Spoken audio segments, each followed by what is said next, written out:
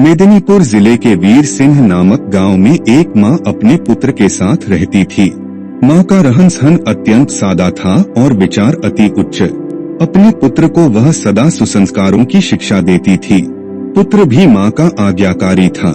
मां बहुत संघर्ष कर पुत्र का पालन पोषण कर रही थी। पुत्र अपनी मां के कष्टों को देखता समझता था और इसी वजह से उसके मन में यह भावना थी कि बड़ा होकर अपनी मां को सभी प्रकार के सुख दूं। एक दिन पुत्र ने मां से कहा, मेरी बहुत इच्छा है कि तुम्हारे लिए कुछ गहने बनवाऊं, तुम्हारे पास एक भी गहना नहीं है।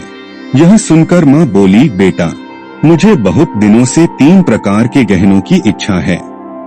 पुत्र ने पूछा, वे कौन से गहने हैं? मां ने उत्तर दिया, बेटा इस गांव में स्कूल नहीं है, तुम एक अच्छा स्कूल बनवाना, एक दवाखाना खुलवाना, गरीब और अनाथ बच्चों के रहने और भोजन की व्यवस्था करवाना, यही मेरे लिए गहनों के समान होने। मां की बात सुनकर पुत्र रो पड़ा। वह पुत्र था पंडित ईश्वरचंद्र विद्यासागर और मां थी भगवती देवी। वीर सिंह गांव में इस पुत्र द्वारा स्थापित किया हुआ भगवती विद्यालय आज भी उन अमूल्य गहनों की कथा सुना रहा है। कथा का सार यह है कि स्वयं की सज्जा से अधिक समाज को संवारने की कामना ही मनुष्य को मनुष्यत्व प्रदान करती है और ऐसी मनुष्यता से भरा समाज एक सुसंस्कृत राष्ट्र की परिकल्पना को साकार करता है।